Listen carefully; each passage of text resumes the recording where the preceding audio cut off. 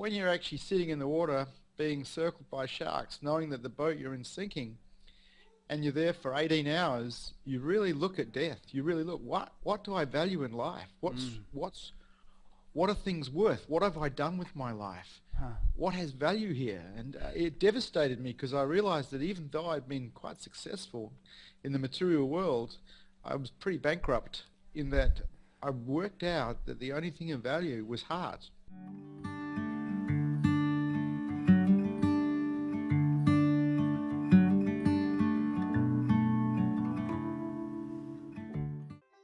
Welcome to Buddha at the Gas Pump. My name is Rick Archer, and my guest this week is Vishrant from Perth, Australia.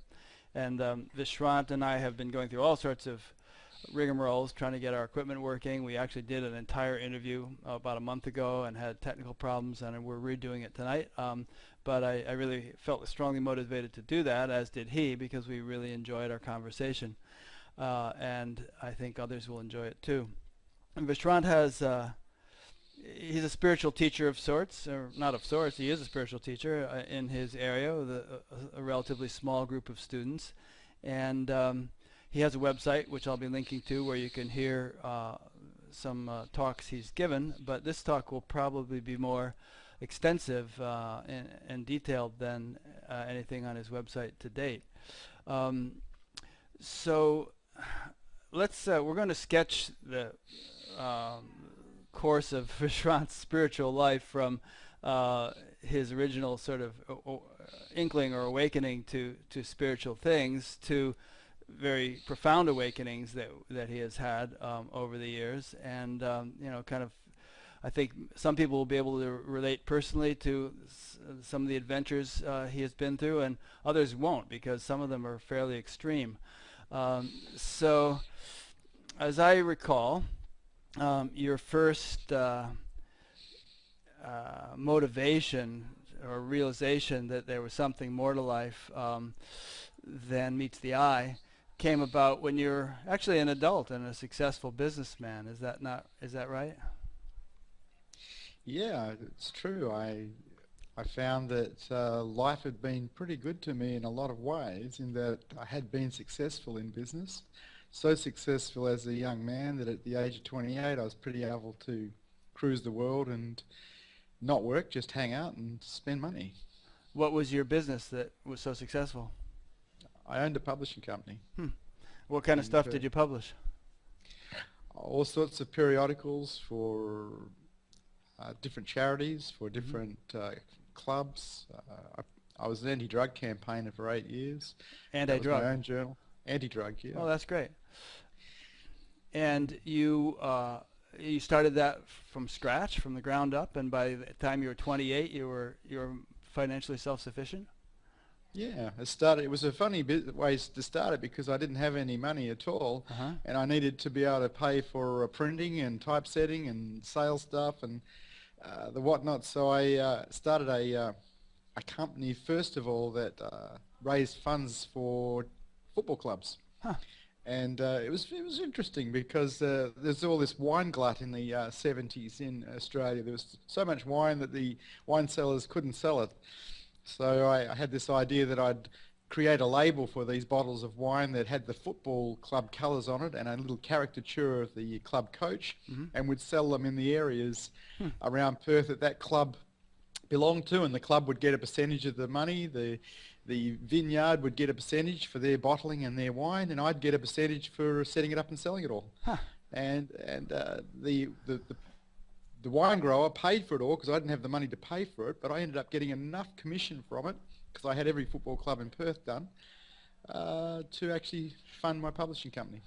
That's impressive. Boy, when I was that age, I was teaching meditation, but I never had much business entrepreneurial sense, so that's inspiring. And so, most people would consider that to be the fulfillment of life, and especially at such a young age, but apparently something happened to shake you up a bit.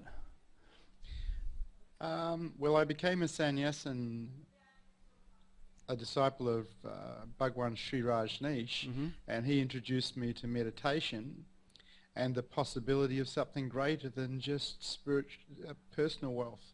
Did you meet him personally? Eventually I did, yeah. Ah. Eventually I got to meet him and sit down and have a discussion with him, but that was because I had a publishing company and I was working as a journalist at the ranch. Mm-hmm. And how did you somehow stumble across him? There were friends of yours or something that were into him? Well, there was a lot of sannyasins in Fremantle, which is near Perth, and I had my offices were in Fremantle, and they had a lovely restaurant there called Zorba the Buddha, and I used to go into Zorba the Buddha and have the most amazing vegetarian food, and I was attracted to these guys' openness. Yeah. They were so friendly and so open, and I started socializing with them. Went to a few of their dances, and they were fun. They were a lot of fun, and I enjoyed them. So I actually went along and did some kind of a group with them at some stage about opening the heart. And during this group, I don't know how it happened, but I had a vision of looking down a tunnel, a long, like a water tunnel, big water tunnel. And down the end of it was this little Indian guru calling me, going, "Come, come, come." Wow. And I took it as a sign, and I went, "Oh, well, okay, I'll take sannyas." So I applied for sannyas, and they didn't think that I was really suitable for sannyas because I was kind of not a hippie type. I was more of a gung-ho businessman, and they said, "Well, you need to do, months and months of dynamic meditation and months of Kundalini meditation," and I did that, and eventually I got sannyas, and I got to wear orange robes and beads. Now, is there a use of the word sannyas traditional in the sense that you actually are reclusive at that point? You're a monk, you're celibate, and so on, or is it a looser definition of that term? Because conventionally, that's what that word means. It does mean that, and the Rajneesh sannyasins are not renunciates. They celebrate life. They celebrate food, sex, dance, everything. And in a traditional sense, I think that even the word sannyasin might be a little wrong. Could be. I don't know. I'm sure I've heard the Sanskrit, equivalent of it at some point, but I don't know what it actually, how it's defined traditionally. So can't really comment on that. Do you know how it's defined? It's a renunciate. It's a renunciate. But a sannyasin is someone. In what sense is one a renunciate, though, if one is sort of reveling in food, sex, dance, and what is one renouncing? That was my point. There was no renunciation. Oh. The Rajneesh sannyasins didn't renounce. They celebrated. Oh. They enjoyed life. And I think that's what I was attracted. If they were into renunciation, I would never have been attracted because No. I was truly a hedonist. Okay. So it's sort of renunciation for hedonists. That's what it is. No, there's no renunciation. Let me get that straight. Yeah. It's a total enjoyment of life. But, and there's a big but. The guy was teaching meditation, and he was talking about a way of being in the world that wasn't ego-based. Right. That was beyond the ego. That was had transcended living as an ego, living as beingness. Right. And it interested me. It really, Sure. wow, here's another mountain to climb. Here's another place to go. Of course, that's the ego saying that, but that's the seeker. The seeker says, wow, what's out there? Let's see if we can find it. And so the adventure began. Is that how you got the name Vishrant from Osho? Well, or am I jumping ahead here? No, it's a good question. When I rode away for a sannyas, because I was still in Perth, I didn't go to America straight away. I had to ride away for it, and I got sent back the name Vishrant, which actually means rest or relax. And it was because I'd actually, in my application, I told them I'd like to come and help them run their ranch. And I think they actually had one look at my application form and said, "Take a break, dude." Chill. Here's your new name. So they gave the name Prem Vishrant, which means restful love. Oh, that's nice. Did you end up coming to Oregon and joining the ranch there? Yeah, I came to Oregon. I lived in Oregon at the ranch for, I think, about 4 months in '84 and maybe 4 or 5 months in '85. I was there when Rajneesh himself was arrested by the American government. You were there when he was arrested? Yeah. That must have been pretty wild. And there were all these wild stories about poisoning the local salad bar and Sheila with the gun and all this crazy stuff coming out in the news, you know. Yeah, there was. I was there in the capacity as a journalist. I was also a sannyasin, but I did an interview for the New York Bulletin, interviewing Osho, and that's how I got to speak to him, because he was pretty much, he was so big, there were so many sannyasins that you couldn't just, have a conversation with him. Right. So he was my one go as a journalist to say, hello, how are you going? And in that interview, he changed something about his energy field, changed my life. I'd never experienced myself lost for words. I'd never experienced myself mindless, and in his presence, that's what I felt. What was your take on, I don't mean to be asking, we're going to shift gears, I'm not just going to keep asking skeptical questions, but what was your take on all the Rolls Royces and all that? And then later on when he got older, there was this whole story about being addicted to laughing gas and like wearing gloves like Howard Hughes and all sorts of kooky stuff that came out in the news. People might be curious if you care to comment. Yeah, look, he had 90-something Rolls Royces. I only had one, so I was failing. But he was brilliant at advertising. I think his whole deal was, come and sit with me, come and see with me, see what I have to say. And to get the people to come, he had all these different ways of advertising himself. I don't really think he had much of an interest in having a huge fleet of Rolls Royces. I think it was an advertising ploy. And as far as Howard Hughes is concerned, I don't know if he wore gloves or not. I don't mind. I don't know. I see him this way. From my perspective, he was my spiritual father, because he introduced me to something beyond the mind. That's that. That's the best anyone can really do, to introduce you something to your true nature, and that's what he helped do. Yeah, and I mean, and I may be sounding more sort of cynical than I actually am, because it's very hard to find a spiritual movement that doesn't have some crazy stuff or apparently crazy stuff associated with it, and in some cases very dubious behavior, but yet these beautiful people come out of these things, and still feeling great gratitude toward their teacher and being willing to sort of forgive or dismiss as a conundrum or a mystery some of the behavior that went on, and I'm good with that. I mean, it's a relative world, and it's not certainly a black and white world. It's a multicolored universe, and there's a lot of paradox and things that we just can't fully understand, and yet there's that saying, take what you need and leave the rest. Or don't throw the baby out with the bathwater. I mean, there's so many instances of spiritual movements that had, mixed reputations that produced all these great, wonderful spiritual people who, went on to continue to inspire many others. So that's my attitude toward it. Just take it all with a grain of salt. Don't try to form any adamant conclusions about it, and just appreciate the good or the benefit that people have derived from it.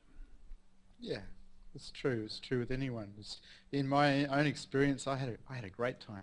Yeah, I had a great time. But I have heard things, and you do. But I can only talk about my own personal experience, which was excellent. Yeah, and I've met others too who were with Osho who can say the same. I mean, I've interviewed several, like Kranti Ananta and Rahasya. He's a doctor, you may know him. In any case, but this is about you, so let's continue. So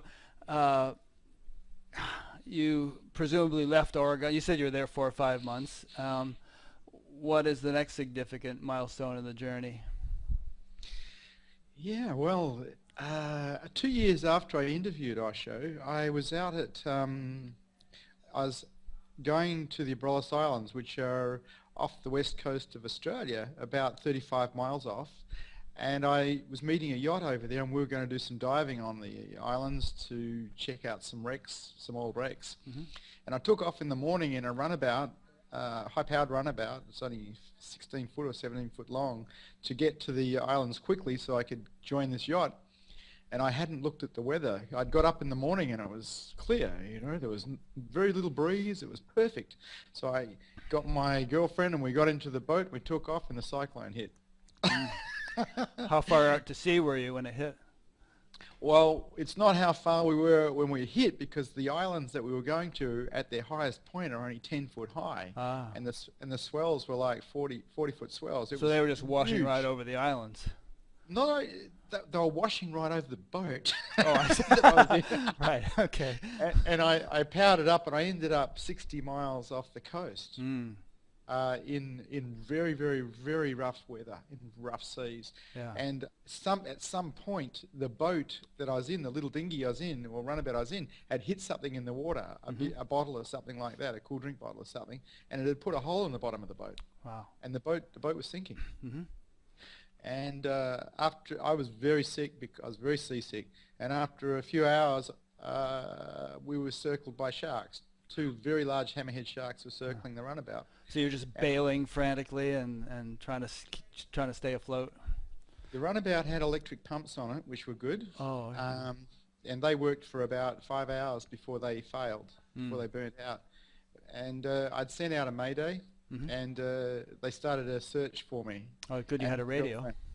Yeah, we had a radio on board. Yeah. But they couldn't find us. They were looking 20 miles away from where we were, because I didn't give them an accurate position. And in those days, we didn't have GPS systems. Well, you could buy them, but they were very expensive. Yeah.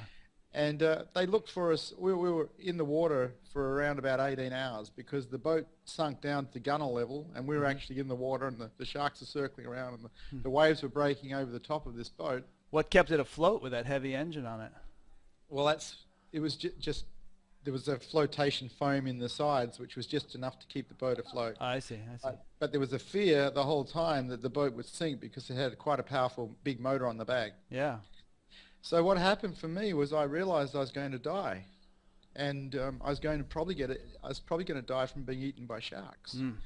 And you know, you think of near-death experiences where you might have a car accident or a motorbike accident or a fall of some kind, and it happens for a few seconds.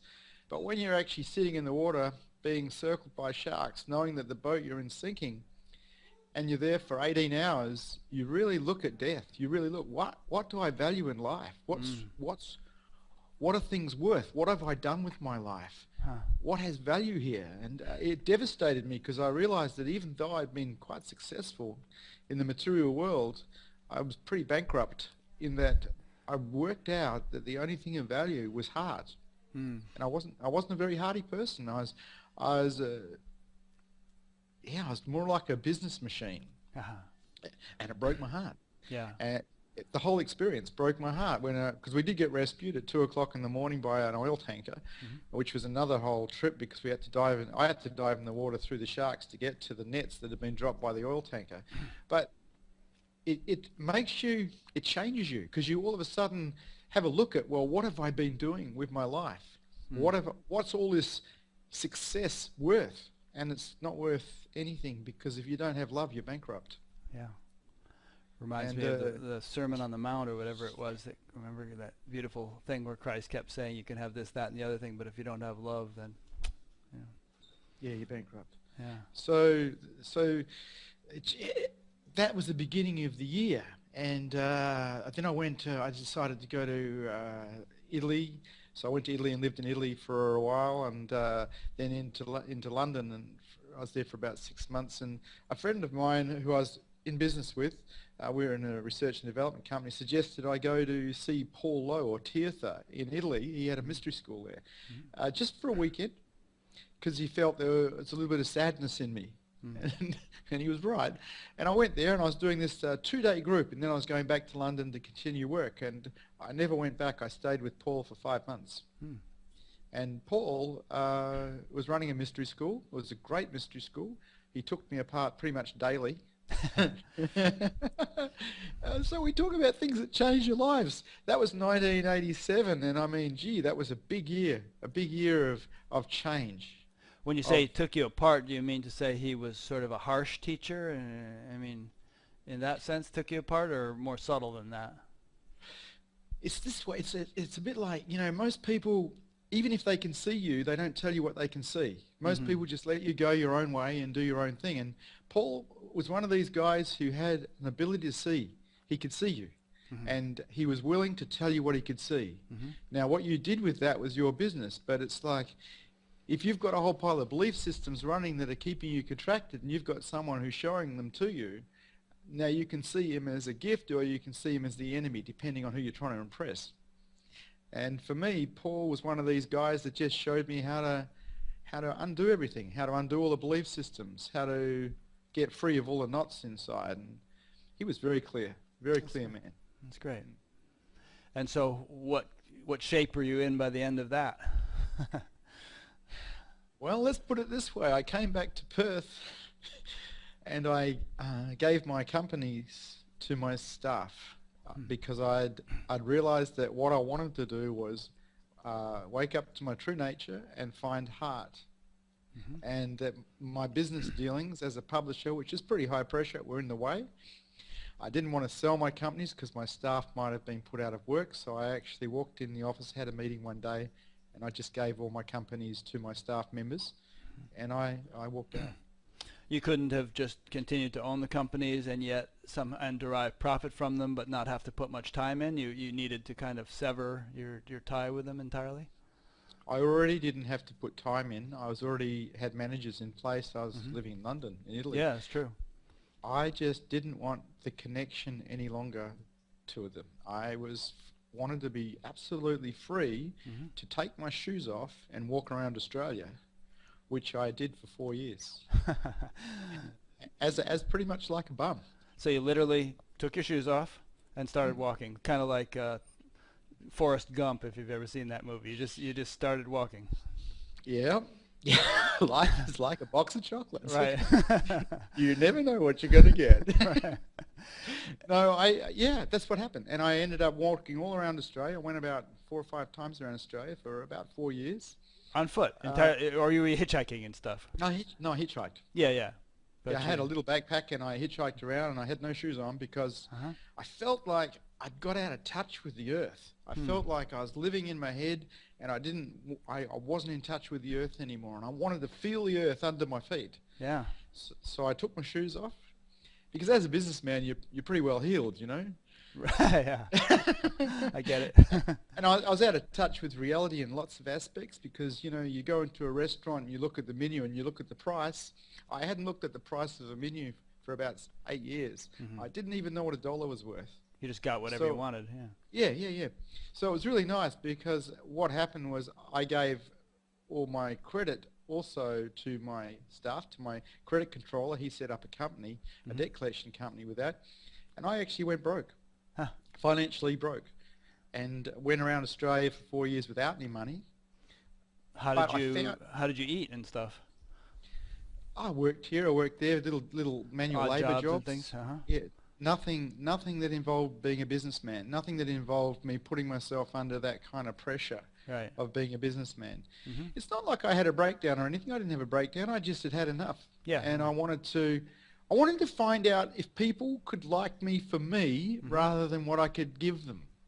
And when you're a publisher and you've got a lot of money, you never know. Right. You never know why people are with you, because I used to love paying for people, and you never know.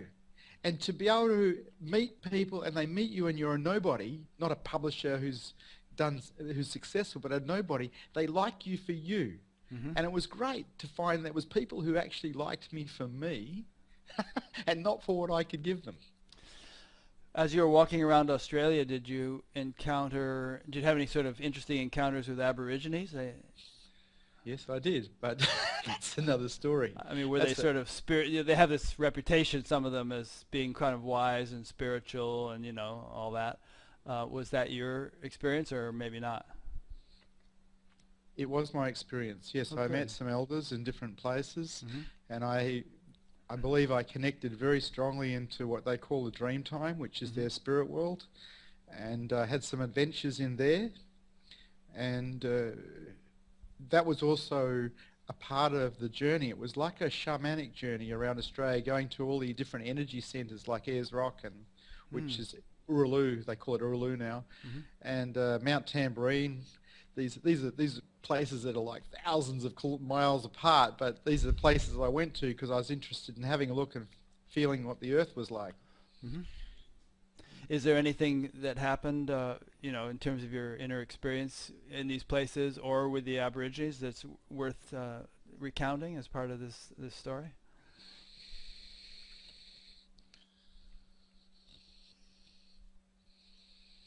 Yeah, it comes back to it. It always comes back to this.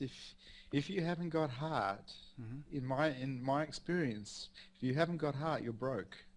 And for me, when I kept looking and finding myself bankrupt, the regret of what I'd done to people and in my life to be successful broke my heart open. And I started to realize that the way I wanted to live was a life of service rather than a life of taking. Right. And so after 4 years were up, I went back to school because I didn't have any other skill except really business management. And I went back to school and trained as a deep tissue masseur. I trained as a naturopath. I trained as a psychotherapist, night schools, day schools, so I could be in service. And then I decided that I'd be in service and put myself. And when I first started, it was really odd because I was in Byron Bay, which is on the other coast, it's on the east coast of Australia, and I did my first massage and I charged $25. And it was hard work. It was an hour and it was touching someone else's body. And and it was only 20, and I was used to earning something like $100 an hour for not doing anything, Right. But I felt so good that I'd actually been of service to this man and that I could actually give something back and at the same time earn a living. It was just a whole nother feeling inside of me that was growing that, yeah, this is the right way to go. This is the way, to be in service to other human beings is so beautiful. That's great. Of course, there are people in this world who make a lot of money and yet do a lot for people at the same time. People, like Oprah Winfrey and people like that, who are just billionaires, but they do huge amounts of stuff to help other people. So the two aren't mutually exclusive, but obviously you had your path that you felt compelled to follow. Yeah, there's an inner knowing in all of us, and it's a little bit separate from our logical mind. And my inner knowing was saying, well, it wasn't even saying, it's like it leads you, and it's kind of like which way to go, and it's not logical. And sometimes it's very inconvenient and uncomfortable, and you have a choice to follow that or not. But my feeling was to follow that, and it led me away from publishing, it led me away from business, and led me to take my shoes off and walk around Australia. Yeah, you were just doing the next obvious thing. Well, it wasn't obvious to you. It wasn't obvious to my family, I can assure you. Right, they must have thought you were nuts. Yeah, they thought I was nuts. Yeah. When you say family, did you have a wife and kids at this point, or were you still single? No, I was single. Okay. I'm talking about my mum and dad. Right, yeah. They're brothers and sisters and my old friends, Yeah, who all were so proud of you, and our son, the big successful business guy. Yeah, I broke that image. Yeah. So how long did you work as a professional masseuse and psychotherapist? Well, it was a progression. It started with massage, went to naturopathy, which is natural medicine, and then psychotherapy, and that was a 10-year period. I worked it for 10 years. Was it sort of Western-based, natural medicine, or did you learn also about the indigenous medicines of Australia? No, it was pretty Western-based. The only side of it that wasn't Western was the Chinese side. Oh, Chinese medicine. Yeah. Okay, good. Herbalism. So, but the interest went to, it was like all these people are coming and they're all unhappy, and they're unhappy with their health and they're unhappy in their lives. And so I thought, well, if I want to treat the cause of their problem, I should study the mind. I should study psychotherapy and find out how to treat cause rather than just treating symptoms. Yeah. And of course, that doesn't work either. Yeah, unless you can show someone beyond their mind, they're still stuck inside the prison of their mind. Right, but at least you were heading in that direction. Um, I mean, what I was you realize you needed to get to a more causal or fundamental level. Yeah, I was eliminating what didn't work. Right. Yeah.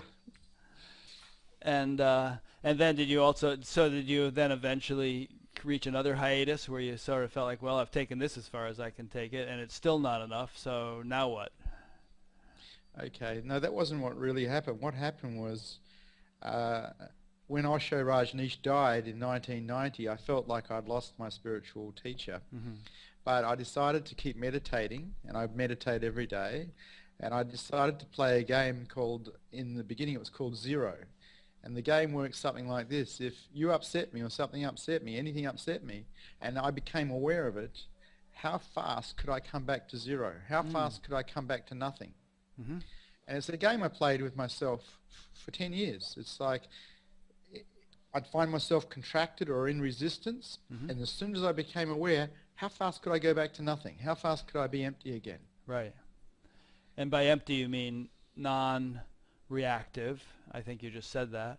Sort of a state of equilibrium, in other words, not sort of getting gripped or overshadowed by the incident that challenged you. Yeah. You're non-resistant, so there's just nothing happening. I think the Buddhists might call it dispassionate, but I don't like that word that much. Sounds kind of emotionless when you say dispassionate.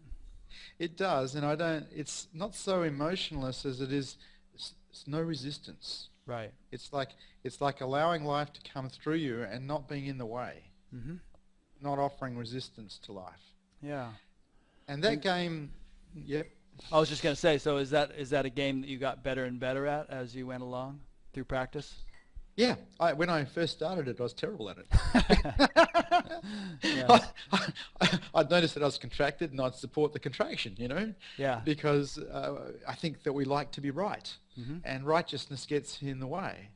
And so slowly but surely I wanted to be successful at this game, so I'd drop righteousness. And I found that in dropping righteousness, I could go back to zero very quickly. Righteousness in the sense of me being right. Well, usually our resistance to life is a bit like that. It's like, I'm right, you're wrong. Or this shouldn't have happened. In other words, us objecting to what is. And that's resistance. It's like you're fighting with God and saying, hey, God, you got it wrong. And I'm going, okay, let's see how fast I can drop that. I once heard humility defined as the quality of not insisting that things happen any particular way. Fair enough. Yeah. Fair enough. Yep.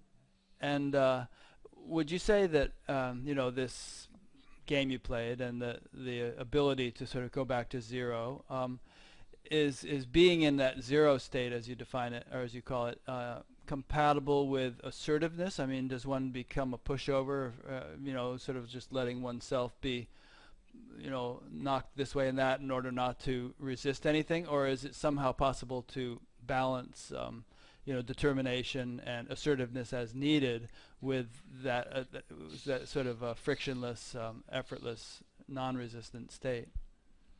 Yeah, that's the hard bit. It's learning how to be able to put your boundaries up in the world and at the same time be open.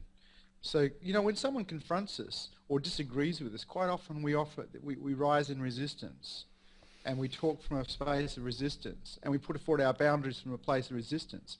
But can we do it from a place of openness?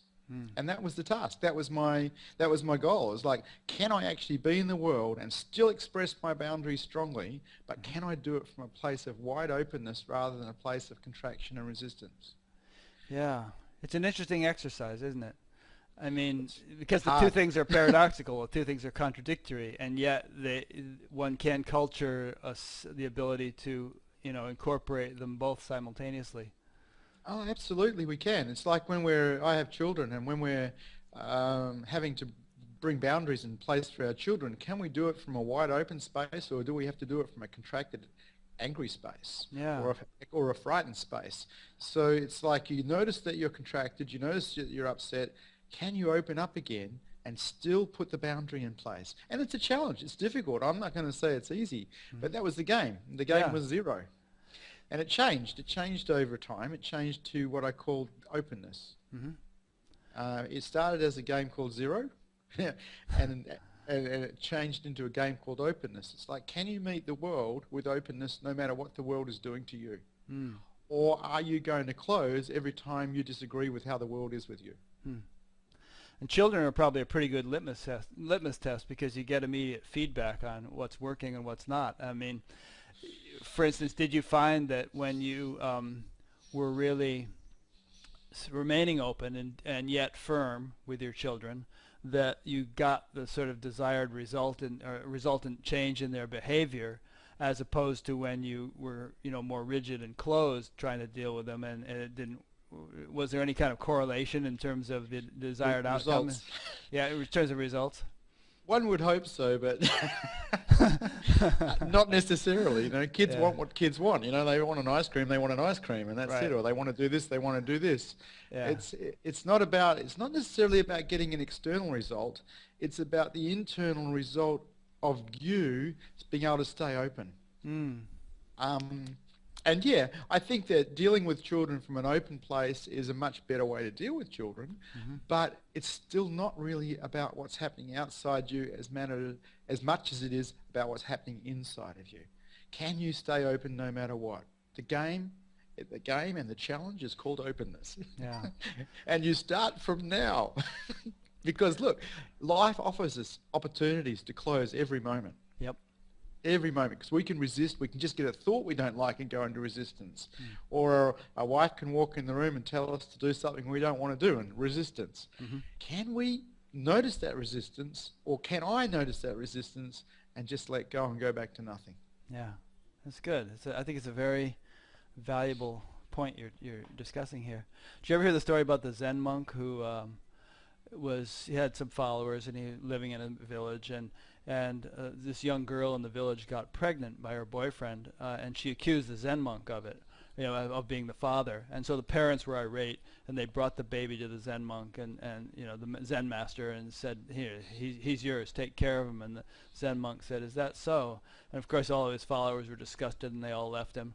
And after maybe some time, 9 months or a year or whatever, the girl started feeling very guilty, for what she had done, and she confessed that it had actually been her boyfriend, this boy. It hadn't been the Zen monk. And so the parents were distraught, that they had accused him of it, and they went to him and they said, "Oh, we're so sorry, we'll take the baby back." And he said, "Oh, is that so?" And he just let meanwhile he had been taking care of this child and begging for food around the village to feed him. And it was a kind of an interesting example of going with the flow. Yeah. The story's a little longer than that. The genetic testing came into play, and they genetically tested the baby and found that it was the Zen monk's baby, and they presented him with the results, and he said, "Is that so?" I never heard that angle on it. It's an Australian version. Oh, I see. Okay, so you 10 years of massage, and then naturopathy, and then psychotherapy, but obviously you're not practicing psychotherapy now. So lead us along. I mean, what happened next? Okay, so there was still an interest in truth, but there was a sense inside of myself that I'd missed this lifetime, because my teacher had died, and I didn't really know there was any other teachers out there. And I heard about Papaji, who's in Lucknow, Right. and he had only just died, which was a shame, because I watched a video of him. I thought he was great, but he had some people giving satsang. One of them was Gangaji, and I listened to some of her videos, and I thought, wow, she's great. This was back in the I think 98 or something like that. Right. And then I heard that there was a guy coming to town, this Isaac Shapiro.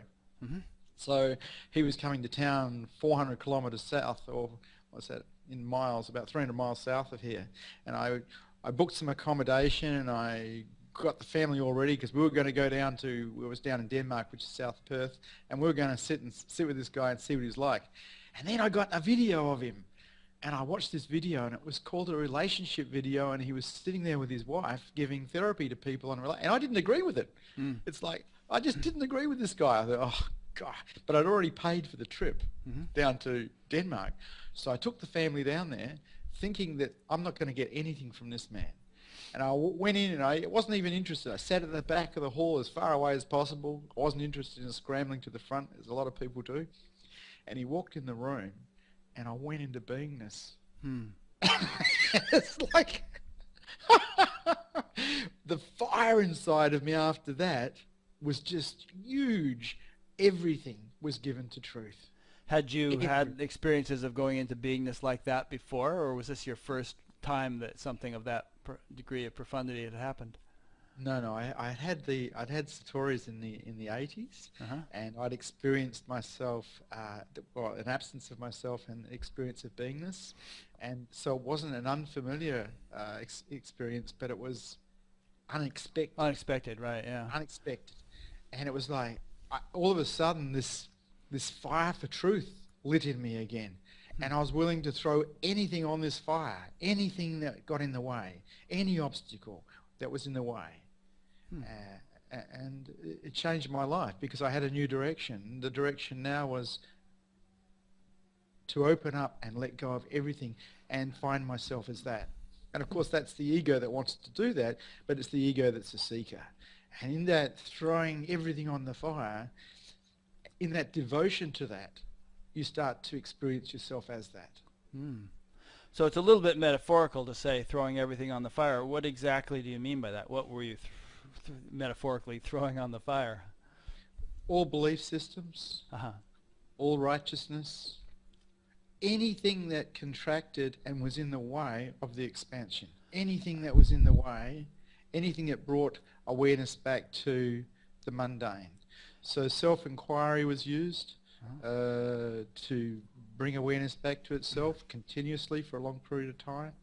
And there was a flip-flopping affair where there'd been experience of this vastness of self and then an experience of this contraction of self. Right. And then experience of vastness of self and then back to this contraction. There was a sense that there was a loss, and at some point there was a realization there's no loss, there's just awareness shifting from itself back to a dream. Back and forth.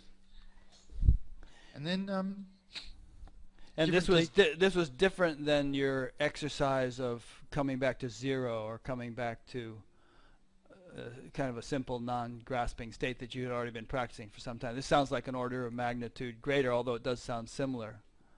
No, it's much greater. It's the coming back to zero is just a mind trip. It's just dropping the mind, basically. This is just a mental exercise, yeah, okay. This is awareness becoming aware of itself. Right. Beingness becoming aware of itself. In the coming back to zero, you're a contracted mind, and then you're not a contracted mind, but you're still mind. I see. Whether you're contracted or not contracted, you're still mind.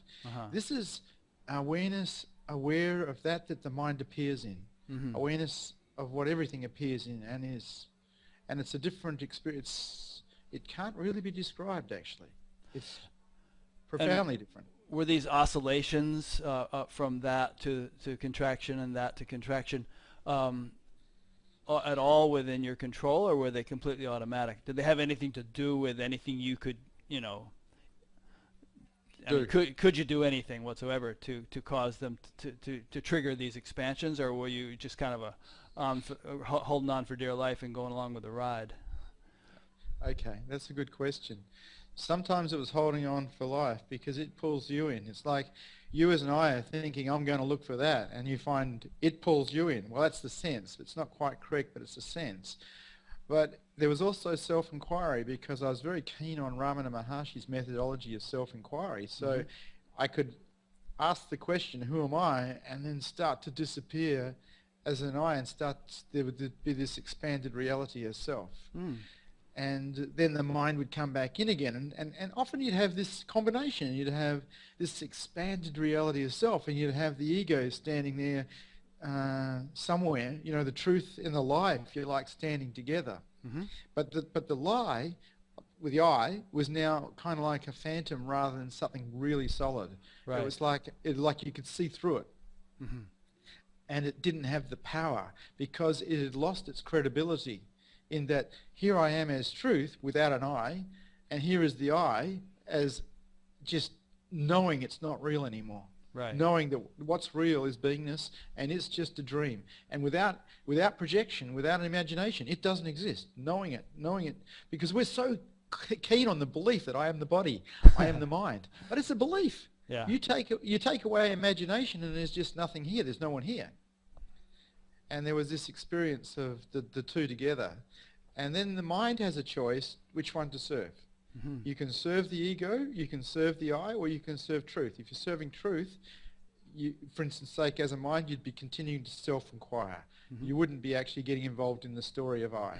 Mm-hmm. If you're serving truth, the other side of serving truth is in my experiences, you give your life to truth. You give your life to heart. You give your life to whichever way it wants to take you rather than what way you want to go. So it does sound from what you're saying that there was sort of a choice. You could sort of shift the attention this way or that way, give a little bit more emphasis or priority to this or a little bit more emphasis or priority to that. And according to which way you did it, you either dropped into that vastness or you contracted more. Yeah. It was like that. Yeah. And then after, I think, 9 months of this kind of flip-flopping affair, there was this sense of this expandedness was here as self, and it was always here. You'd go to bed at night, it would be there. You'd wake up in the morning, it was there, and there'd still be something else there, but it wasn't relevant. The expandedness was relevant. And there was a surprise. The mind itself was so surprised that this was the case because it was so used to waking up, my future, my past, what am I doing today? But instead of waking up as that, there was this sense of, wow, this is still here, Yeah. And this is... Go ahead. This is beautiful. Yeah. Was there any sort of like adjustment period as this was dawning? Was your functioning hampered in any way, learning how to function in that unbounded state? Or was it a pretty smooth transition? No, it wasn't smooth. The ego, the mind, the ego, the identified part kept wanting to claim it. And talking from, ego would try talking and there'd be this jagged kind of way of talking. It was difficult at first. It was because the editor kept trying to interfere, and slowly, the editor dropped away. So there was talking without this pre-thought, overthought, or afterthought.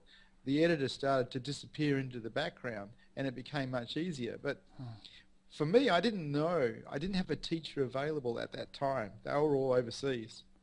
So what I did was I decided to sit still. And I'd sit still. I'd just sit all day. I'd get up in the morning at 6 in the morning and I'd sit still. I'd have breakfast and then I'd go and sit still. And I'd sit still all day and I'd sit still till night. And as a result, I lost my psychotherapy practice.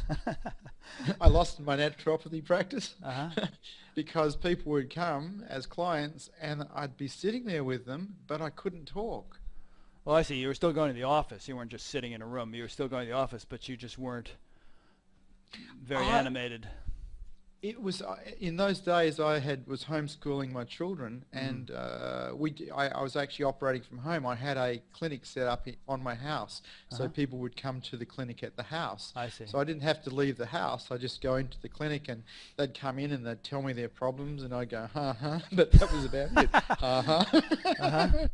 Because I was so profoundly in silence and stillness. Was the best I could manage. And of course they went, we're not paying you anymore. Yeah, right. And you were married at this point still? Was I married? Yes, I was married. And how was your wife with all this? It was very, very, very difficult for her because one of the things that happened, for me at least, was as there was more of the finding of this beingness itself, there was more of this tumultuous purging of whatever was inside of me. And that affected my mind, it affected my moods, it affected everything.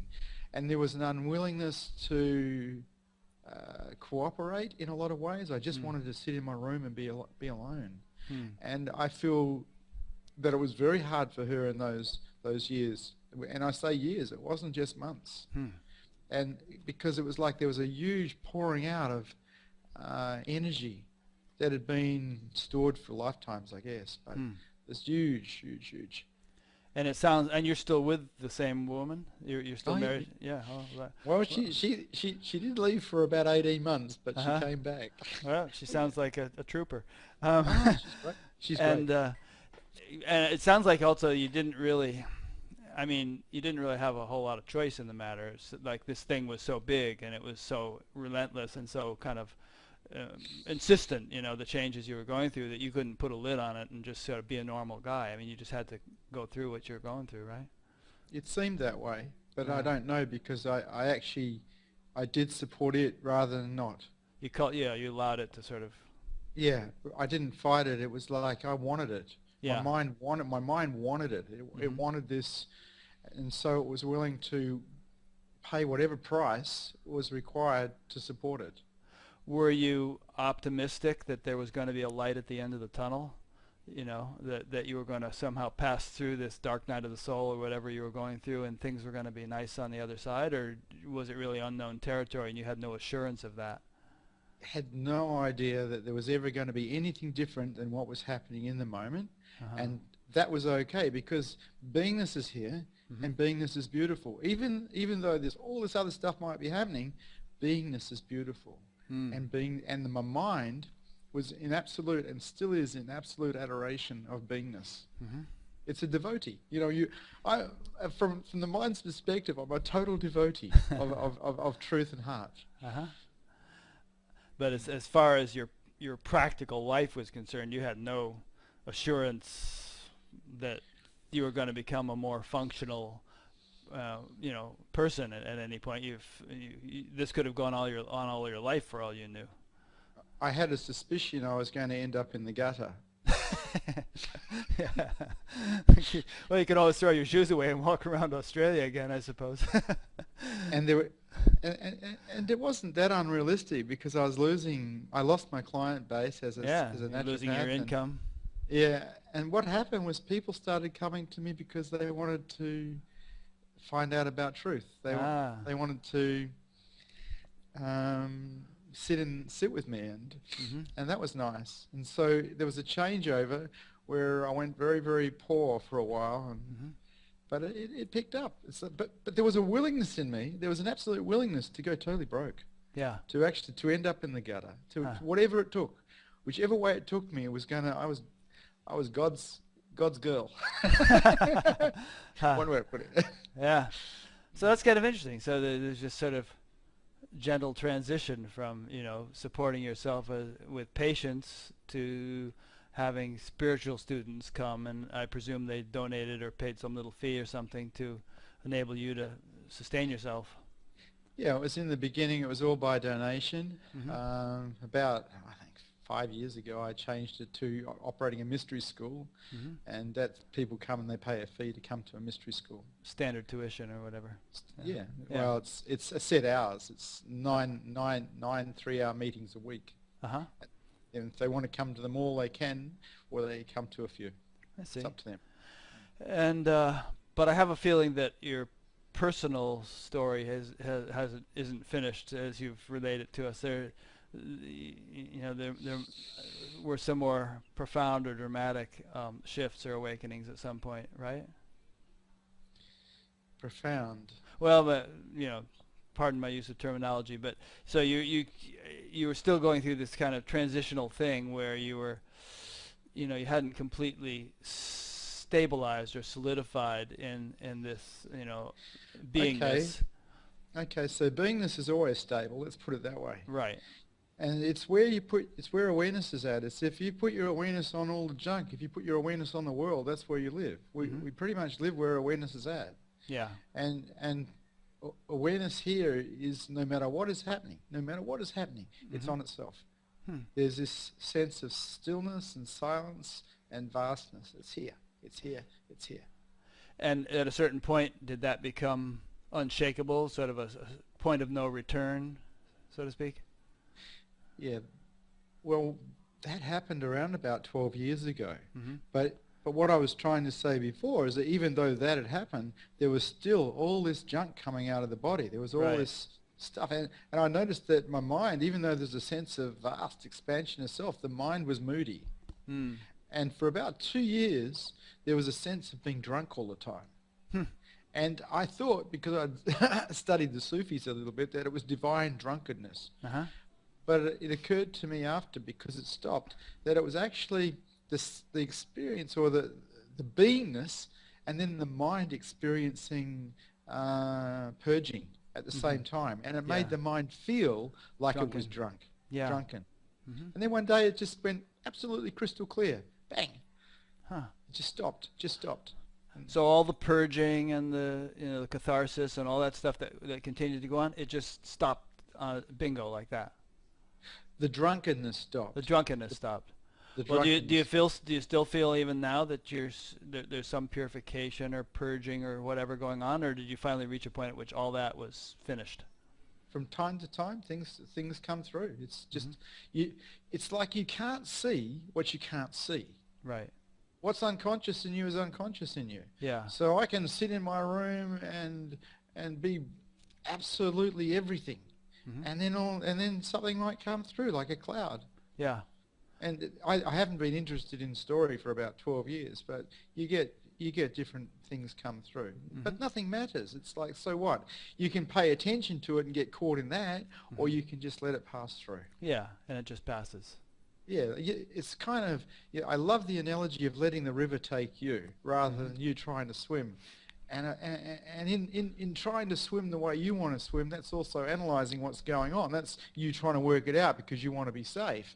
And this is about letting go and trusting and letting the river take you. Yeah. So if it wants to drown you, it drowns you. Do you, I mean, you're a married man, you have 1 or 2 kids, a couple of them, right? 3. 3 kids. And do you sort of enjoy normal stuff with your family, watch a movie, go to a football game, whatever, that kind of stuff, or do you find yourself to be rather disinterested in ordinary things like that?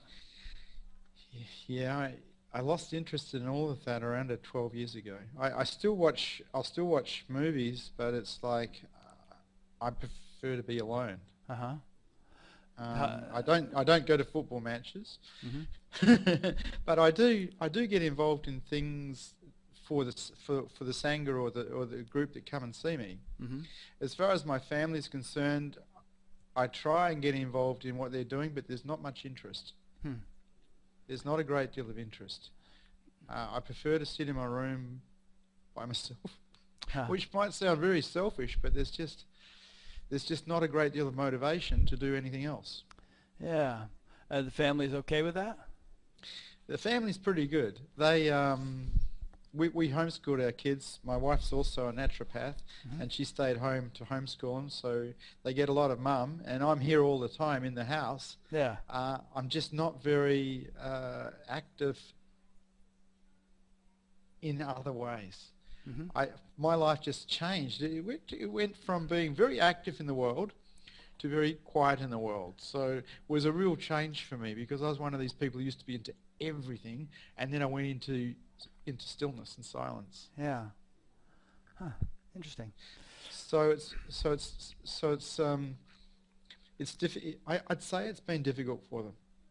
I'd say it's been difficult for them. How old are they now? My son's 15, and my other daughter is 16, and my other daughter, because I have 3 daughters, is 22. My 22-year-old left home quite a while ago. We still have the 16 to 15-year-old at home, and I love them to bits.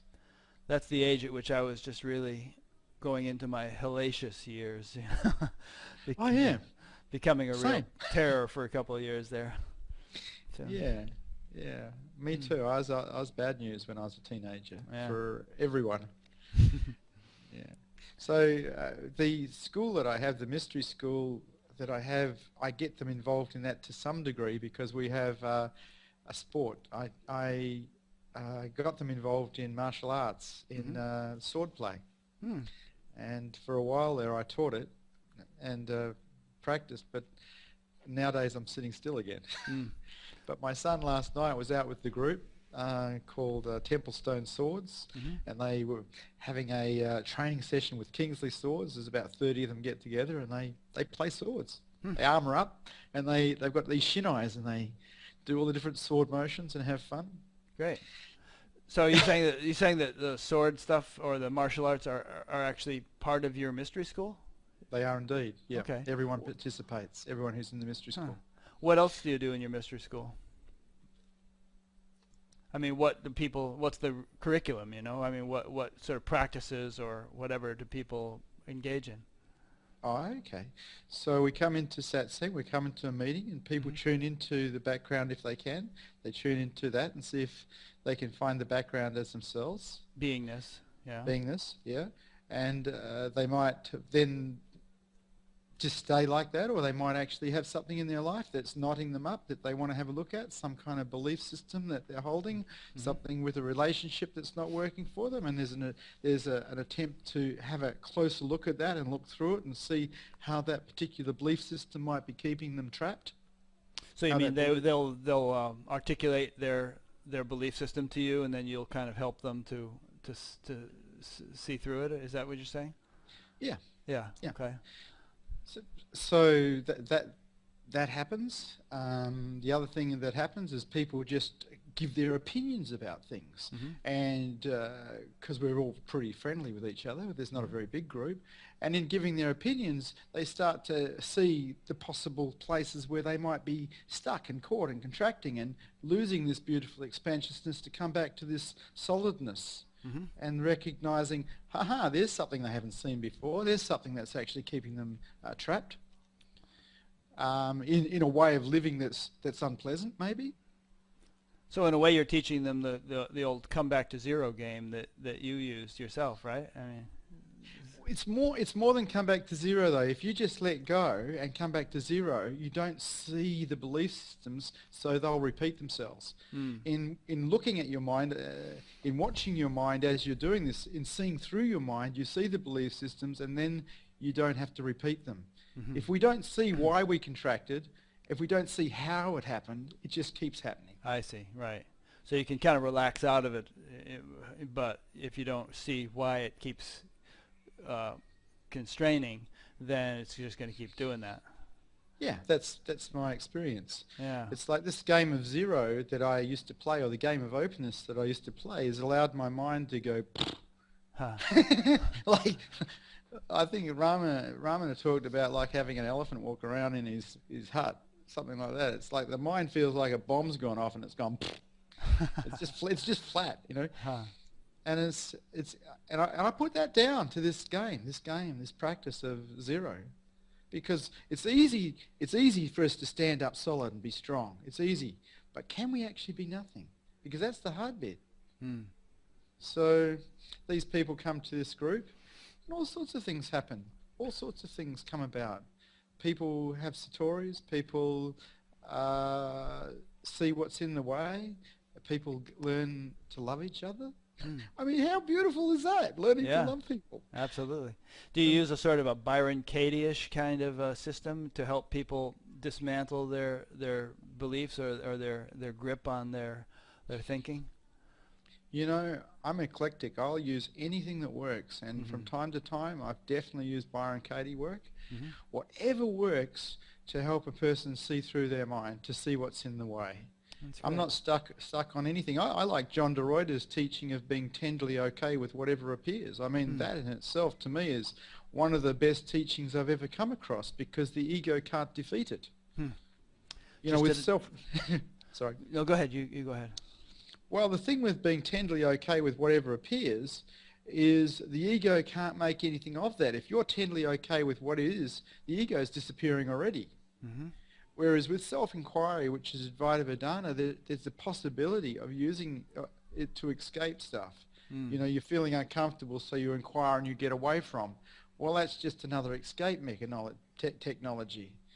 And so there needs to be a little bit of care. Why are you self-inquiring? Are you self-inquiring to find your true nature, or are you self-inquiring because you're on the run? You know, and if you're on the run, you're going to keep running, because my observation is that one of the things that needs to occur is this running away from what's inside of you needs to somehow cease. And there needs to become a willingness to actually be with what appears, rather than a continual controlling what is. Yeah. I mean, what you're saying, you know, kind of implies relinquishing the reins in a way. I mean, is because as long as you're controlling, then you're keeping your ego very nicely, you know, intact and in the driver's seat, and you know, you won't have that kind of freedom that you've been talking about. Well, that's it. It depends on what you want, doesn't it? If you're actually going for freedom, you've got to get the controller needs to learn to let go. Yeah. I think that's ultimately what people want, but perhaps they want it in stages. You know, you can't quite see that that's what you want if you've got so many stages yet to go through before you're close to it. I mean, you yourself just gave us an account of several decades worth of going through various stages, you know, and each stage has its own horizon. You get to that horizon, you see another horizon, and, you know. Yeah, it's true. It's a journey. Yeah. And you can make it a fun journey, or you can make it a hard journey. And that's totally related to how much you accept what's going down. If you're in acceptance of what's going down, it can be a fun journey. If you're in non-acceptance, you've just created a highway to hell for yourself. Do you feel that there's a fairly wide range among your students in terms of their stage of progress? Are they all fairly advanced or intermediate or what? I've got people who are very advanced, and I've got people who are just beginners. What I love about them is their enthusiasm. Yeah. Because I think that's what makes the difference. It's like if you're enthusiastic for truth, that's it. That's all you need. You only need enthusiasm. So when someone comes to me and they say they're enthusiastic, they want this. That's all they need. That's all they need. It doesn't matter. Nothing else matters. Who they've studied with, what they've read, what they know is irrelevant compared to their enthusiasm. Their thirst for truth. Good point. How many people are in the school? Currently we have 14 full-timers, and they come every meeting, and then we have a circuit of people who come every now and again. So I saw go ahead. Sorry. I'm sorry. We have an inner core, and then we have an outer core. Right. I saw a picture on your website of a group of people with these like Grecian leaf things on their heads or something like that. Is that like something people do, or is that like a celebration you were having, or what was that?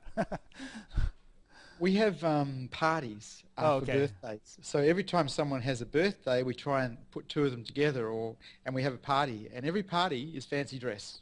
Okay. Yeah. So if you go onto I think my Facebook site, you'll notice there's all sorts of different costumes people are wearing, because we get very creative with our themes. It sounds like fun. Well, I think I like having fun a lot, and I found that a lot of spiritual groups tend to be very sober, in that they're very boring. Well, it's funny because, I mean, a few minutes ago you were saying, well, I kind of like silence, and I don't do much, you know, interesting stuff with my kids and all. I like to just kind of keep to myself and be silent. Now you're saying you like fun, you like parties, and everybody dresses up. So I understand. It's like keeping people interested in having a look. I've created an environment where they have fun. I'm quite happy to sit in my room and just stay there, because I love my room. Yeah. But it's like, as a teacher, I'm looking at, well, what's going to work for these people? Because a lot of people are young, and sitting still in meditation is a bit dry. Right. So I've looked for different ways where, as a group, we can find things to do that are entertaining. I see. And are more of a celebration of life rather than a denial of life, which brings us back to what we were talking before about being a sannyasin. Yeah. So my Osho was into celebrating life, and I kind of took that mantle on board. It's like I like the people that come to see me to celebrate this journey rather than struggle and Are some of the people in your group having the sort of awakenings you've had? I mean, really sort of settling into a beingness, as you put it, in a kind of a stable way where it doesn't leave, they don't lose it? At the moment, I haven't got anyone stable, but I've got people going into beingness regularly. I've got people having satsangs regularly, finding themselves as truth every satsang. Right. But it's leaving satsang, finding yourself as beingness, leaving satsang, and then getting caught up in drama again, and forgetting and putting something before truth. It's like, how do you teach people to put truth first? I don't know. You got to want to. You got to want to put truth first more than anything else. Yeah. Well, you went through the same stage. I mean, you went through a period, as you were saying, where you kept vacillating or fluctuating between one and the other, and eventually kind of stabilized, you know? So maybe there's a physiological thing going on where the physiology has to be cultured or stabilized in its ability to maintain that. Could be. Like so much is unknown.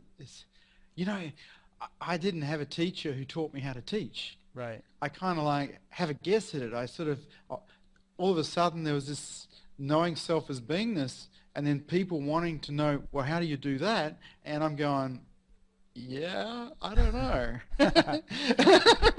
I don't know how you do that, because you don't do that. It's the non-doing. But it's like then going back through your own history and having a look at, well, what did I do that helped me get out of the way? What did I do that may have supported this? And then trying to help create that in another human being. And blindly sometimes thinking maybe that'll work, and experimenting. Because I don't come from a lineage. I don't have a teacher behind me who's willing to say, hey, that works and that doesn't work. And so a lot of it's in the dark. It's like, really, I'm just a nothing trying to show people how to be nothing. And egos don't want to be nothing. They want to be something. They want to be the something that's a nothing. But as you say, I mean, you are eclectic, and you'll take advantage of whatever works. And it must be that, someone who has sort of arrived at the goal of all these different techniques is in a position to interpret them or utilize them more effectively than someone who hasn't. You know what I mean? I mean, you can take, for instance, Byron Katie's work and perhaps see it and apply it with a clarity that might not be available to you had you not already sort of arrived at the place where that the work attempts to bring a person to. I understand what you're saying, but there's no mistakes. Sort of people are where they're meant to be at too. There's no mistakes. This idea of being a teacher is a false idea. This idea of having a teaching is also a false idea. I mean, it's all beingness. Everything's beingness. You get out of your head and there's no teacher, there's no teaching, there's no disciples, there's no students. We're all just one. And then you come back into your head, which is a dream, and you go, oh, okay, this person thinks they're somebody and they want to be nothing. They already are nothing. Now, how do we get rid of the thing that thinks it's something? Well, there's a saying, which is that I guess this could be put either way, but the gun of the waking state can't kill the tiger of the dream state, or vice versa. The gun of the dream state can't kill the tiger of the waking state. So yeah, it's a dream, but you have to sort of play around in that dream with dream toys in order to help people kind of come out of it. Do you not? You have to sort of meet people on their own ground to a certain extent. Yeah. Yeah, you do. I mean, otherwise you could just sit in your room, not have a mystery school. Just sit there in silence and let everybody work it out on their own. But you're kind of meeting them halfway. It's funny, because you look at your mind and you look at for drives. You look, what drives you? What drives you to do this? What drives you to do that? And once upon a time, I used to be driven by a need to be successful to prove myself to my dad, and I was also driven by anger, and I saw these drives. Nowadays, I look for my drives, and it's like they're just not there. So, but if you, for instance, are interested in truth, something arises in me that wants to meet you, and wants to, and just wants to be with you. Huh. It doesn't want to teach you, but it wants to be with you. And I'm looking at that and I'm going, my mind's looking and it's going, what's that drive? And I don't know. But what's with it is love. That's nice. Maharishi used to use an analogy where he said that, the reservoir just kind of sits there full. It's a reservoir. But people need to sort of put a hose up to it or put a pipe up to it. And according to how large a pipe they put, that's how much water they'll get from the reservoir. So you need to sort of approach the fullness of knowledge as, embodied by the teacher, who in and of himself might not have any motivation to do anything, but that sort of, interaction kind of is a catalyst to get him to sort of flow in your direction. Yeah, there's still a sense that there's a teacher, and I don't get that sense. There's no teacher. There's no teacher. There's this vast emptiness that is beautiful, and there's dreams that would like that but are already that. Yeah. And it's so difficult. I understand what you said, but in acknowledging what you said, it's like there's acknowledging that there's a teacher. And the truth is, I can't find a teacher. Yeah. No, that's true too, totally. It's sort of like, obviously, ultimately, I think we would both agree that there is no teacher, and that all this stuff, all the fuss and bother, is all dreams. But there's some acknowledgement of there seems to be anyone who's at least appearing to play the role of a teacher, if you want to put it that way, is I don't know if the word compromise is right or accommodate, but there's some sort of willingness to interact with the dream characters who would like to wake up from that dream themselves. You know what I'm getting at? I do. It's a pretense. It's a pretending to be someone who knows, and taking on a role which is a pretense of being a teacher. And it's not real too. And when a person does find themselves as truth, they see the truth of that. There is no teacher. Right. It's just rubbish. There's no teaching. There's just vast space or vast everything. And I'm stuck with, like you're in front of me talking to me right now, and I'm going, this guy's keen on truth. What can we do? What can we do with him? Because for me, you're real right now. Everything else is not real because we're here together. Yeah. And it's like, how can I? If we're playing this game, how can we play where we both get blown apart and find ourselves as truth? How can we play this game? And it's the same when a student comes. It's like, how can we blow this person's mind so they can find themselves as truth? Yeah. Because the only thing in the way is the mind. There's nothing else in the way. The one who's seeking is the one that's in the way. That throws people a bit. For some reason, these interviews are a good mind blower for me. I usually feel pretty blown by the end of each one. It's somehow it serves the role of an evolutionary practice or a spiritual practice in and of itself. Well, what happens for me with you is, because we've talked a few times now, is the more we talk, the greater this love arises for you. It's like you're my only brother who I'd love to do anything for. Oh, that's great. And I have no idea where it comes from. It's a mystery. It's and you like probably experience that with a lot of people, right? Not just me. I mean, whoever you're sort of focusing on interacting with, that love wells up, correct? I first noticed it a long time ago, years and years ago, maybe 15 years ago. I was watching a snail crawl up a plant leaf, and this love arose for this snail. And if you ever come to my house in Perth, the house is full of, not the house, but the garden is full of snails, because I can't kill them. Right. Because I love them so much. Yeah, that's beautiful. That's great. I interviewed a Swami last night, whom you'll see the interview when I put it online. Radhanath Swami. We couldn't hang up at the end of the call. It's like we ended the interview, and the two of us just kind of sat there for 10 minutes, continuing to talk. And it's like, there was just this reluctance to sort of hang up because so much love had developed during the interview. He's such a heartsy guy. What was I going to ask you? Now I'm going blank too. You're getting to me. My favorite place, blank.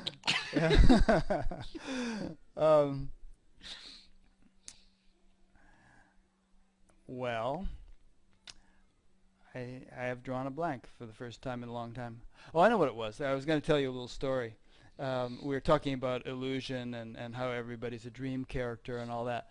I've told this story before in these interviews, but it's been quite a while. There was a story about Shankara, the great Advaita teacher of. I lived a long time ago, 1,200, 1,500 years ago, and he was becoming very renowned around India as being this enlightened sage, and he was very young also. I mean, he was only like 12 years old when he wrote his commentary on the Brahma Sutras and all. But in any case, some king wanted to meet him, and he wanted to test him to see if he was really enlightened as everyone said he was. So as Shankara was approaching the palace, the king let loose a wild elephant, and the elephant kind of came charging down the road, and Shankara just scrambled up a tree and out of reach of the elephant. And when the king saw that, he said, "Aha!" Said, you're obviously kind of a phony, because if the world is an illusion, why would you bother to climb the tree? And Shankara's response was, well, the illusory elephant chased the illusory me up the illusory tree. And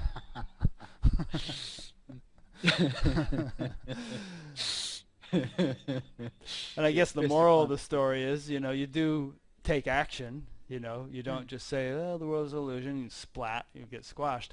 You take appropriate action in all kinds of ways, but without, losing the recognition of what's real and what's not. That's a good point, because sometimes the reference points disappear so much that there's not much here that you recognize at all. The ego basically holds itself together with reference points. It references itself from memory from the past and projections and imaginations to the future. It references itself in analyzing, it references itself in the body. And you get to a stage where a lot of those reference points disappear, being in the moment, no future, no past. The body starts to disappear, and it's like La La Land, but it's not La La Land because you're really, really present. Mm-hmm. And then operating a car can be fun, because you're driving along in the car and you have no idea where you are. Yeah, and or if anyone's really driving the car. Or if anyone's driving the car, and it's not Alzheimer's, it's that you've lost your reference points because you've gone too far into beingness, and the reference points have disappeared. Mm-hmm. And so then you come back. Go, yeah, I got to be here. I got to drive this car. Got to go shopping. Yeah, and of course there have been famous sages like Anandamayi Ma and Neem Karoli Baba and all, who practically had to be fed and kept from wandering off into the jungle, because they were so unconcerned or uninvolved with their bodies. But it seems to me that there's always this sort of integration process, and that one can reach states of awareness or degrees of presence which would render a person completely non-functional if one were to sort of enter into them instantly or suddenly. But through a process of integration, one can kind of culture the ability to function in practical ordinary life, and yet in a very kind of profound, and you may take exception to some of these adjectives, but in a very exalted state. No, I don't take exception. Good. I mean, for instance, Osho, you had great reverence for him, and he seemed to be a very high being, and you felt transformed in his mere presence, and yet he was running an organization and probably giving people all kinds of directions and conducting interviews and doing all kinds of practical stuff. Mm-hmm. Yeah, with Osho, I wasn't one of his friends. I was a disciple who he never even met until I interviewed him. Right. It's like you and I are having this wonderful conversation where we can be really friendly. This is quite nice. He was a distant kind of figure for me. Yeah. So I don't really know much about him, because it's all hearsay. You know, Yeah. I wasn't there in that I wasn't the one he spoke to. I wasn't the one that got involved in what he was doing. I was playing more of a distant role. Yeah. Well, organizations like that with lots of people and a famous guru, there's usually a pecking order, and there's all sorts of, politics going on as to who's going to get close and who's not, and so on and so forth. Sure. So it's nice that you have this intimate little mystery school, and just you and your people able to sort of, be together and without all the hoopla. Mm. So I have a feeling that your answer to this question will be a shrug of the shoulders, but because you live so much in the present, and I'm sure you don't sort of think about the future and all that stuff. But do you sort of have, any sense of life having a direction? A feeling of maybe there is this horizon, and that's going to be my next horizon, or is that absurd to even talk that way? Is it just sort of you're just living fully in the moment and come what may? Yeah, I don't have a future. Okay. Yeah, I thought you'd say that. I don't have a future, and I don't have a past, really. I'm just here. And I can pretend to have a future, and I can pretend to have a past, but to me they really are pretenses. There is just now with you, and this is pretty cool. So here we are. Well, let me put it this way, just to push the point just a little bit. Do you have a sense that now there's some greater clarity or insight or whatever expansiveness than there was a year ago, 2 years ago, 3 years ago? Is there a sense that there's kind of a continual deepening or unfolding, or is it just kind of it is what it is, and there's no sense of progress, to use that word? Progress is probably the wrong word, but there is a sense of continuing an absence of the I, an absence of the mind, the absence. There seems to be. It's not so much a progress as a diminishing. I see. Well, that could be said. That could be a sort of progress. Progress in the direction of diminishing. So people talk about going deeper into beingness. Beingness is just the way beingness is. The only thing that can change is the mind. Right. Beingness is so the mind, as it opens up further and further and further and leaves all these reference points behind, there seems to be a sense of continuation, if you like. But really it's just the mind this is what I think, this is my opinion, it's just opening further and further and further. Well, that makes sense to me. Beingness has always been what it is, or is always what it is, obviously. And it's just our capacity to live it, reflect it. Yeah. And perhaps some people say there's no limit to the refinement of that, whether it's in terms of the mind or the subtlety of the senses, or you mentioned love, for instance. Perhaps there's no end to the degree to which love can be, the fullness to which love can be developed or experienced. That may be true, but there's no interest. Well, yeah, no interest in the sense of, oh man, I got to get this, I can't wait till this happens. But you may find as the years progress that you just there's a greater blossoming or deepening or unfoldment of that. Just as you're saying, there's a sort of a greater diminishing of the mind. But to who? Well, I'm not saying it's happening to anyone in particular. It's not happening to a you. It's not happening to an ego. It's just that this instrument, which we call Vishrant, there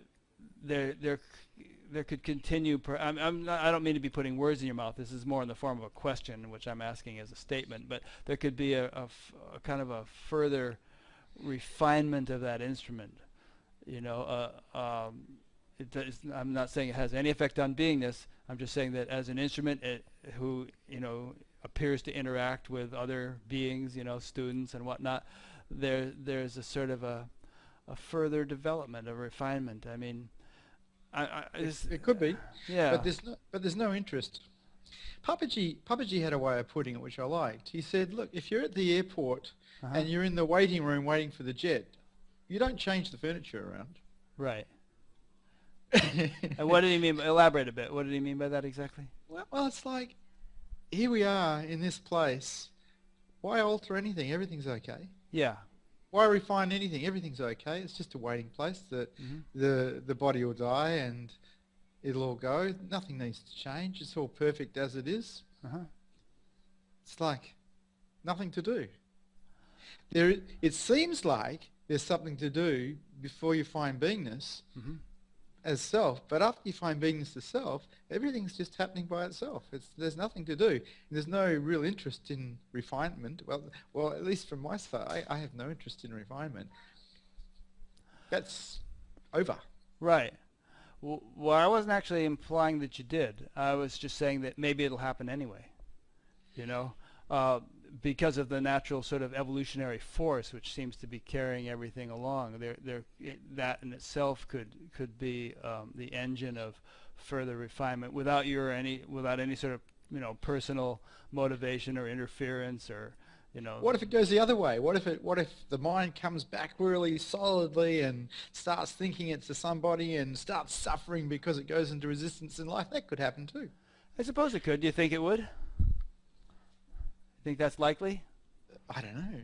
Yeah. That's what I'm saying. I don't know. It's like when you take your hands off the wheel and you let the river take you, if the river wants to take the mind back to there, the river's allowed to. Yeah. Oh, I know people to whom that's happened. I mean, I have a friend who was actually skiing in Jackson Hole, Wyoming, down a very steep slope, and he had this awakening. And it was this sudden, profound awakening. And for 3 years he was in that state. He used to refer himself as Big Dan and Little Dan because there was still a sense of a Little Dan, but he identified predominantly with Big Dan, you know, which is this unboundedness or being. And then after 3 years, it went away again, and he was pretty unhappy about it. Ah. Yeah. Well, that can happen, I guess. Yeah. Well, I bring it up because you suggested that possibility, and I'm saying, yeah. It doesn't matter. You see, sometimes we have a lot of ants around here, and I watch the ants, and you know, they work and they build nests and they get food and they all work in a kind of an order, and they're all beingness, you know. And I look at them and I think, well, what's the difference between them and me, as far as a body's concerned, as far as the mind's concerned, and there's nothing really. We're all beingness. They're beingness. I'm beingness. They're doing what they're programmed to do. My mind's doing what it's programmed to do. It just thinks it's smarter than them. But that's thought. You know, it's like we're all just beingness. We're all one. And whether this mind and this body goes back to darkness or it stays in the light, that's up to God. That's up to truth. I take my hands off the wheel, and it's either going to go that way or it's not going to go that way. Because the moment you put your hands back on the wheel, in my experience, you're lost again. Yeah, yeah. Huh. Well, that's great. I mean, that's very clearly stated. And in that line of questioning that I pursued for the last 5 or 10 minutes, I wasn't trying to imply gripping the wheel. You know, I wasn't trying to say, here's what you should do. You should get yourself more refined and all. I was just sort of suggesting that, you know, well, your hands are off the wheel. God's driving now, but you know, it's sort of like here's a way of putting it. Someone who has woken up to this realization, one way of looking at it is they've become a very useful tool. You know, they don't live for themselves anymore, a personal individual self. They've become a very sort of useful tool of the divine, you could say, and perhaps if we can attribute motivation to the divine, perhaps we could say the divine would like that tool to be as you know, sharp as possible, as effective as possible, to serve as you know, in whatever way it can, as fully as possible. You'd have to attribute something to beingness that I don't think exists. I'm giving it a sort of anthropomorphic quality. Yeah. Whereas I see that it's, you know, like I'm as useful as the ant. I think of beingness as intelligence, though. You know, when I look at the universe and the ant or the galaxy or the flower or, you know, the atom or whatever, there's this marvelous intelligence which seems to be governing and structuring everything. It's not just little billiard balls dumbly bouncing into one another. Well, that could very well be true. I just don't know. It's like I don't know why I teach. I don't know why, I don't know why. It's happening, but I don't know why. I don't have the answer to that. I can give a logical answer, but it's not necessarily true. It's just a belief system. Huh. I don't know. It's like, I just don't know. That's good. Well, that's the saying in Zen, the don't know mind, it's a good thing. I'm not disputing it. If you accept it, it's a good thing. If you fight it, then it hurts. Right. Could be rather disconcerting. Yeah. Yeah. Good. Well, you and I could sit here and speculate all night long, I suppose. Or I'm speculating. You're just saying you don't know. Well, I used to actually think that I knew once. Yeah. And it's like you talked a little while ago about refining. Uh-huh. And for me, refining is I don't know. Mm-hmm. I used to know. I don't know anymore. I don't know. Well, I play with these ideas as theories. It's not like I'm saying this is the way it is, and this has got to happen. I mean, I do sort of tend to believe and favor certain things, but I really can't get very adamant about them, It's like, because who knows, There's just, it seems to be this way or that way, but it may be wrong. Maybe it's not. So what motivates me to want to get up and give you a big hug now? I don't know, but it does. It's like there's this thing inside of me that just wants to wrap itself around you and love you. You're going to have to hug the whole world because we're on opposite sides of it. We seem so close, though. I know, isn't it? It's so cool. It's great. And the connection's really good this time. I mean, it's instantaneous between here and Australia. Yeah, no delay. Yeah, no delay. Fantastic. It was worth upgrading your equipment. Yeah, it was. It was a good idea. Yeah, that is buying cheap cameras on eBay is not the way to go. Yeah, not the way to go. and you were so polite with me that you pointed it out in such a way where you didn't upset me. Could I have if I had put it the wrong way? I don't think so. No, not at all. I don't think you'd get upset over a cheap webcam at this point. I don't think so either. Thank God for that. Thank God for that. Well, this has been great. I appreciate having had this opportunity again, and so almost like I benefited from two wonderful conversations instead of just one. So maybe it was both to our mutual advantage that everything kind of flopped after the first interview. Oh, look, it's meant to be. Yeah, absolutely. And the funny thing is, if memory serves me, this conversation was different than the last one. It's entirely different, and I've been, I think to a certain extent, I was feeling a little distracted by the fact that everything kept crashing, and I couldn't hear what you were saying half the time last time because of our technical difficulties. And this one's turned out much better, and you've actually come out with all kinds of things that we didn't talk about the first time. So I'm really glad we redid it. Yeah. It's lovely to chat with you. Lovely to chat with you. If I ever win the lottery and start traveling the world, I'll definitely come to Perth and let you give me that hug. Oh, that'd be nice. Or if you ever come to the States, you come to our little town. We have all kinds of people come through here, And Gangaji has been here, and Amachin. You're down south. You're south.